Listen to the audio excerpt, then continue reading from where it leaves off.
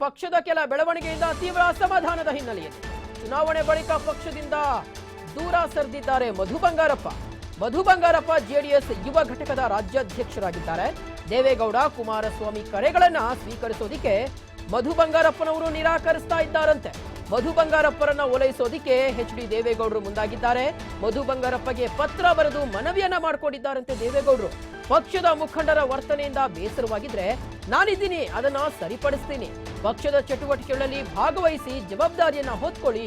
ಮಧು ಬಂಗಾರಪ್ಪನವರಿಗೆ ಪತ್ರದಲ್ಲಿ ದೇವೇಗೌಡರು ಈ ಅಂಶಗಳನ್ನ ಉಲ್ಲೇಖಿಸಿದ್ದಾರೆ. ಲೋಕಸಭಾ ಚುನಾವಣೆಗೆ ಕೆಲವೇ ತಿಂಗಳು ಬಾಕಿ ಹಿನ್ನೆಲೆಯಲ್ಲಿ ಮಲೆನಾಡು ಕರಾವಳಿಯಲ್ಲಿ ಪಕ್ಷ ಸಂಘಟನೆಗೆ ಮುಂದಾಗುವಂತೆ ದೇವೇಗೌಡರು ಮನವಿಯನ್ನ ಮಾಡಿಕೊಂಡಿದ್ದಾರೆ ಪತ್ರದಲ್ಲಿ. ಇನ್ನೆರಡು ದಿನಗಳಲ್ಲಿ ಮಧು ಬಂಗಾರಪ್ಪನ ಭೇಟಿಯಾಗೋದಿಕ್ಕೆ ದೇವೇಗೌಡರು ನಿರ್ಧಾರವನ್ನ ಕೈಗೊಂಡಿದ್ದಾರಂತೆ. ಆ ಮುಖಾಂತರ ಮುಂದಿನ ಲೋಕಸಭೆ ಚುನಾವಣೆಯಲ್ಲಿ ಪಕ್ಷ ಸಂಘಟನೆಗೆ ದೇವೇಗೌಡರು ಮುಂದಾಗಿರ್ತಕ್ಕಂಥದ್ದು. ಆ ಮುಖಾಂತರ ಮಧು ಬಂಗಾರಪ್ಪನವರಿಂದ ಯಾವುದೇ ರೀತಿಯಾಗಿ ಪಕ್ಷಕ್ಕೆ ಅಡಚಣೆ ಉಂಟಾಗಬಾರ್ದು, ಡ್ಯಾಮೇಜ್ ಆಗಬಾರ್ದು ಅನ್ನೋ ನಿಟ್ಟಿನಲ್ಲಿ ಇದೀಗ ಪತ್ರವನ್ನ ಬರೆದಿದ್ದಾರೆ. ಹಾಗಾದ್ರೆ ಮಧು ಬಂಗಾರಪ್ಪನವರ ಅಸಮಾಧಾನಕ್ಕೆ ಕಾರಣವೇನು ಅನ್ನುವಂಥದ್ದು, ಯಾಕಂದ್ರೆ ಉಪಚುನಾವಣೆ ಏನಿದೆ, ಲೋಕಸಭಾ ಉಪಚುನಾವಣೆ ಶಿವಮೊಗ್ಗ ಕ್ಷೇತ್ರದಲ್ಲಿ ಮಧು ಬಂಗಾರಪ್ಪನವರಿಗೆ ಟಿಕೆಟ್ ಅನ್ನ ಕೊಟ್ಟಿತ್ತು ಜೆಡಿಎಸ್. ಆದ್ರೆ ಪರಾಭವಗೊಂಡಿದ್ರು ಮಧು ಬಂಗಾರಪ್ಪನವರು. ಆದ್ರೆ ಇದರಿಂದ ಏನಾದ್ರೂ ಅವರು ಅಸಮಾಧಾನಕ್ಕಿದೆ ಏನಾದ್ರೂ ಕಾರಣವಾಗಿದೆಯಾ ಅಥವಾ ಬೇರೆ ಏನಾದ್ರೂ ಕಾರಣವಿದೆಯಾ ಅನ್ನೋಂಥೊಂದು ಸಂಶಯಗಳ ಜೊತೆಗೆ ಪ್ರಶ್ನೆಗಳು ಈ ಸಂದರ್ಭದಲ್ಲಿ ಉದ್ಭವಿಸ್ತಾ ಇದೆ. ಇನ್ನು ಮಧು ಬಂಗಾರಪ್ಪನವರು ಜೆಡಿಎಸ್ ಯುವ ಘಟಕದ ರಾಜ್ಯಾಧ್ಯಕ್ಷರಾಗಿದ್ದಾರೆ. ಹಾಗಾಗಿ ಯುವಕರನ್ನ ಸೆಳೆಯುವಂತ ಕೆಲಸವನ್ನ ಮಧು ಬಂಗಾರಪ್ಪನವರ ಕಡೆಯಿಂದಲೇ ಆಗಬೇಕಾಗಿರ್ತಕ್ಕಂಥದ್ದು. ಹಾಗಾಗಿ ಮಧು ಬಂಗಾರಪ್ಪನವರು ಪಕ್ಷದ ಚಟುವಟಿಕೆಗಳಲ್ಲಿ ಭಾಗಿಯಾಗಬೇಕು ಮುಂಬರುವ ಲೋಕಸಭೆ ಚುನಾವಣೆಯ ದೃಷ್ಟಿಯಿಂದ ಅನ್ನುವಂಥ ನಿಟ್ಟಿನಲ್ಲಿ ದೇವೇಗೌಡರು ಈಗಾಗಲೇ ಪತ್ರವನ್ನ ಬರೆದಿದ್ದಾರೆ. ಹಾಗಾದ್ರೆ ಆ ಪತ್ರಕ್ಕೆ ಮಧು ಬಂಗಾರಪ್ಪನವರು ಯಾವ ರೀತಿಯಾಗಿ ರೆಸ್ಪಾನ್ಸ್ ಕೊಡ್ತಾರೆ ಅನ್ನುವಂಥದ್ದು ಮತ್ತೊಂದು ಕಡೆ ಇಲ್ಲಿ ಗಮನಿಸಬೇಕಾಗಿರುವಂತಹ ಅಂಶ ಏನಂದ್ರೆ, ದೇವೇಗೌಡರಾದಿಯಾಗಿ ಕುಮಾರಸ್ವಾಮಿ ಅವರು ಕರೆಗಳನ್ನ ಮಾಡ್ತಾ ಇದ್ರೆ ಮಧು ಬಂಗಾರಪ್ಪನವರು ಸ್ವೀಕರಿಸ್ತಾ ಇಲ್ಲ, ನಿರಾಕರಿಸ್ತಾ ಇದ್ದಾರೆ. ಹಾಗಾದ್ರೆ ಅವರಿಗೆ ಮುನಿಸಿಗೆ ಅಥವಾ ಅಸಮಾಧಾನಕ್ಕೆ ಯಾವ ವಿಚಾರ ಕಾರಣವಾಗಿರಬಹುದು ಅನ್ನೋಂಥೊಂದು ಪ್ರಶ್ನೆ ಸಹಜವಾಗಿ ಉದ್ಭವಿಸ್ತಾ ಇದೆ. ಮಧು ಬಂಗಾರಪ್ಪನವರನ್ನ ಓಲೈಸೋದಿಕ್ಕೆ ಈಗಾಗಲೇ ಎಚ್.ಡಿ. ದೇವೇಗೌಡರು ಮುಂದಾಗಿದ್ದಾರೆ. ಪತ್ರವನ್ನು ಸಹ ಈಗಾಗಲೇ ದೇವೇಗೌಡರು ಬರೆದಿದ್ದಾರೆ. ಮಾಜಿ ಪ್ರಧಾನಿಗಳು ಪಕ್ಷದ ವರಿಷ್ಠರೇ ಮಧು ಬಂಗಾರಪ್ಪನವರಿಗೆ ಪತ್ರವನ್ನ ಬರೆದಿದ್ದಾರೆ. ಎಸ್ ವೀಕ್ಷಕರೇ, ಈ ಒಂದು ವಿಚಾರ ರಾಜಕೀಯ ವಲಯದಲ್ಲಿ ಯಾವ ರೀತಿ ಚರ್ಚೆಗೆ ಗ್ರಾಸವಾಗಿದೆ ಅನ್ನೋದರ ಕುರಿತು ವಿಶ್ಲೇಷಣೆಯನ್ನ ಮಾಡಲಿಕ್ಕೆ ನಮ್ಮ ಕರೆಸ್ಪಾಂಡೆಂಟ್ ಕಿರಣ ಇದೀಗ ನ್ಯೂಸ್ ಡೆಸ್ಕ್ ಇಂದ ಜಾಯ್ನ್ ಆಗ್ತಾ ಇದ್ದಾರೆ. ಕಿರಣ, ಕಳೆದ ಲೋಕಸಭಾ ಚುನಾವಣೆಯಲ್ಲಿ ಉಪಚುನಾವಣೆಯಲ್ಲಿ ಮಧು ಬಂಗಾರಪ್ಪನವರಿಗೆ ಜೆಡಿಎಸ್ ಟಿಕೆಟ್ ಅನ್ನ ಕೊಟ್ಟಿತ್ತು. ಅವರು ಸ್ಪರ್ಧಿಸಿದ್ರು, ಆದ್ರೆ ಅವರು ಪರಾಭವಗೊಂಡಿದ್ರು.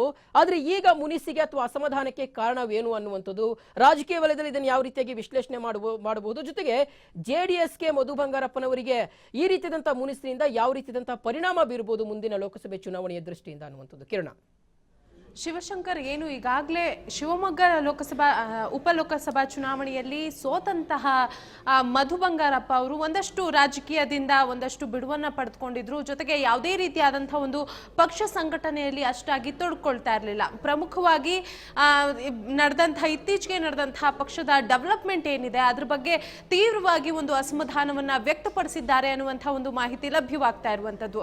ಯಾಕೆಂತ ಹೇಳಿದ್ರೆ MLC ಸ್ಥಾನಕ್ಕೆ ರಮೇಶ್ ಗೌಡರನ್ನ ಆಯ್ಕೆ ಮಾಡೋದಾಗಿರ್ಲಿ ಅಥವಾ ಪರಿಷತ್ ಚುನಾವಣೆಯಲ್ಲಿ ಸಭಾಪತಿ ಬಸವರಾಜ ಹೊರಟ್ಟಿ ಅವರನ್ನ ತೆಗೆದುಹಾಕಿ ಮತ್ತೆ ಕಾಂಗ್ರೆಸ್ ಅವರನ್ನ ಸಭಾಪತಿಯನ್ನಾಗಿ ಆಯ್ಕೆ ಮಾಡಿರುವುದಾಗ್ಲಿ ಇದೆ ಹೆಚ್ಚಿನ ಪ್ರಮಾಣದಲ್ಲಿ ಒಂದು ಅಸಮಾಧಾನಕ್ಕೆ ಕಾರಣವಾಗಿತ್ತು. ಜೊತೆಗೆ ಮಾಧ್ಯಮದ ವಿರುದ್ಧ ಅಂದ್ರೆ ಮಾಧ್ಯಮದ ಮುಂದೆಯೂ ಸಹ ಈ ಒಂದು ವಿಷಯದ ಕುರಿತಾಗಿ ಆಕ್ರೋಶ ಅಂದ್ರೆ ಅಸಮಾಧಾನವನ್ನ ವ್ಯಕ್ತಪಡಿಸಿದ್ರು. ಬಸವರಾಜ ಹೊರಟ್ಟಿ ಅವರು ಆ ಸ್ಥಾನಕ್ಕೆ ಸೂಟಬಲ್ ಆದಂತಹ ವ್ಯಕ್ತಿ, ಆದ್ರೆ ಅವರನ್ನ ತೆಗೆದಿದ್ದು ಸರಿಯಲ್ಲ ಅನ್ನುವಂತಹ ಒಂದು ಅಸಮಾಧಾನವನ್ನ ಡೈರೆಕ್ಟ್ ಆಗಿ ತೋರಿಸ್ಕೊಂಡಿರ್ತಾರೆ. ಮತ್ತೆ ಇತ್ತೀಚೆಗೆ ನಡೆದಂತಹ ಈ ರೀತಿಯಾದಂತಹ ಒಂದು ಪಕ್ಷದ ಬೆಳವಣಿಗೆಗಳೇನಿದೆ ಅದು ನಿಜಕ್ಕೂ ಮಧು ಬಂಗಾರಪ್ಪ ಅವರ ಮನಸ್ತಾಪಕ್ಕೆ ಕಾರಣವಾಗಿದೆ ಅನ್ನುವಂತಹ ಒಂದು ಮಾಹಿತಿ ಲಭ್ಯವಾಗ್ತಾ ಇರುವಂತದ್ದು. ಜೊತೆಗೆ ಉಪಲೋಕಸಭಾ ಚುನಾವಣೆಯಲ್ಲಿ ಸೋಲನ್ನ ಕಂಡ ನಂತರ ದೇವೇಗೌಡರು ತಮ್ಮ ಆಪ್ತರ ಜೊತೆ ಅದರ ಬಗ್ಗೆ ವಿಶ್ಲೇಷಣೆ ಮಾಡಿರುವಂಥದ್ದೇನಿದೆ ಅದು ಸಹ ಮಧು ಬಂಗಾರಪ್ಪ ಅವರಿಗೆ ಒಂದು ಅಸಮಾಧಾನಕ್ಕೆ ಕಾರಣವಾಗಿದೆ ಅನ್ನುವಂತಹ ಒಂದು ನಿಟ್ಟಿನಲ್ಲಿ ಏನು ಪಕ್ಷ ಸಂಘಟನೆ ಏನಿರ್ತಿತ್ತು ಅದು ಯಾವುದಕ್ಕೂ ಸಹ ಮಧು ಬಂಗಾರಪ್ಪ ಅವರು ತೊಡಕೊಳ್ತಾ ಇರಲಿಲ್ಲ ಅನ್ನುವಂತಹ ಒಂದು ನಿಟ್ಟಿನಲ್ಲಿ ಇವತ್ತು ದೇವೇಗೌಡರು ಅವರಿಗೆ ಪತ್ರವನ್ನ ಬರೆದಿರುವಂಥದ್ದು. ಪತ್ರದಲ್ಲಿ ಪ್ರಮುಖವಾಗಿ ಯಾವುದೇ ರೀತಿಯಾದಂತಹ ಅಸಮಾಧಾನ ಇದ್ರೆ ಕೂತು ಮಾತಾಡೋಣ, ಅದನ್ನ ನಾನು ಸಮಸ್ಯೆ ಸಮಸ್ಯೆಯನ್ನ ಬಗೆಹರಿಸ್ತೇನೆ.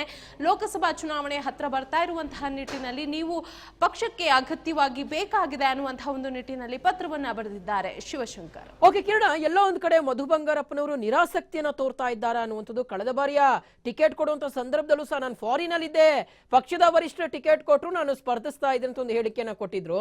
ಈಗ ಎಲ್ಲೋ ಒಂದ್ ಕಡೆ ಅವರು ಈ ರೀತಿಯಾಗಿ ಅಸಮಾಧಾನವನ್ನ ತೋರೋದಿಕ್ಕೆ ಕಾರಣ ಏನಾಗಿರ್ಬೋದು ಅನ್ನುವಂಥದ್ದು. ಯಾಕಂದ್ರೆ ಜೆಡಿಎಸ್ ನ ಯುವ ಘಟಕದ ರಾಜ್ಯಾಧ್ಯಕ್ಷರಾಗಿದ್ದಾರೆ, ಮಲೆನಾಡು ಜೊತೆಗೆ ಕರಾವಳಿ ಭಾಗದಲ್ಲಿ ಪಕ್ಷವನ್ನ ಸಂಘಟಿಸುವಂತ ಹೊಣೆ ಇವರ ಮೇಲೆ ಇರ್ತಕ್ಕಂಥದ್ದು. ಹಾಗಾಗಿ ಕಿರಣ, ಇದನ್ನ ಯಾವ ರೀತಿಯಾಗಿ ತಾವು ವಿಶ್ಲೇಷಣೆ ಮಾಡಬಹುದು ಅನ್ನುವಂಥದ್ದು. ಶಿವಶಂಕರ್ ಪತ್ರದಲ್ಲಿ ಉಲ್ಲೇಖ ಮಾಡಿರುವಂಥದ್ದು ಅಂದ್ರೆ ಲೋಕಸಭಾ ಚುನಾವಣೆಗೆ ಈ ಕ್ಷೇತ್ರದಲ್ಲಿ ನೀವು ಪ್ರಚಾರವನ್ನ ಮಾಡಲಿಕ್ಕೆ ಬನ್ನಿ ಅನ್ನುವಂಥ ಒಂದು ಆಹ್ವಾನವನ್ನ ಮಾಡಿದ್ದಾರೆ. ಮತ್ತೊಂದು ಕಡೆ ಏನು ಈ ಹಿಂದೆ ಅದೇ ಈ ಇತ್ತೀಚೆಗೆ ನಡೆದಂತಹ ಡೆವಲಪ್ಮೆಂಟ್ ಏನಿದೆ ಪಕ್ಷದಲ್ಲಿ, ಅದರಿಂದ ತೀವ್ರವಾಗಿ ಒಂದು ಅಸಮಾಧಾನವನ್ನ ಮಧು ಬಂಗಾರಪ್ಪ ಅವರು ಹೊಂದಿದ್ರು. ಈ ನಿಟ್ಟಿನಲ್ಲೇ ಪಕ್ಷದ ಚಟುವಟಿಕೆಗಳಲ್ಲಿ ಅಂದ್ರೆ ತೊಡ್ಕೊಳ್ಳಿಕ್ಕೆ ಅವರಿಗೆ ಅಸಮಾಧಾನ ಇತ್ತು ಅನ್ನುವಂಥ ಒಂದು ಮಾಹಿತಿ ಲಭ್ಯವಾಗ್ತಾ ಇರುವಂಥದ್ದು. ಮತ್ತೊಂದು ಕಡೆ ಹೋದ ಬಾರಿಯಾದಂತಹ ಶಾಸಕಾಂಗ ಪಕ್ಷದ ಸಭೆಯಲ್ಲೂ ಸಹ ದೇವೇಗೌಡರು ಅವರನ್ನ ಆಹ್ವಾನ ಮಾಡಿರ್ತಾರೆ, ಅದರಲ್ಲೂ ಸಹ ಅವರು ಭಾಗಿಯಾಗಿ ಅಲ್ಲಿಯೂ ಸಹ ತಮ್ಮ ಅಸಮಾಧಾನವನ್ನ ವ್ಯಕ್ತಪಡಿಸ್ತಾರೆ ಶಿವಶಂಕರ್. ಓಕೆ ಕಿರಣ, ಧನ್ಯವಾದ ತಮ್ಮೆಲ್ಲ ಮಾಹಿತಿಗಾಗಿ.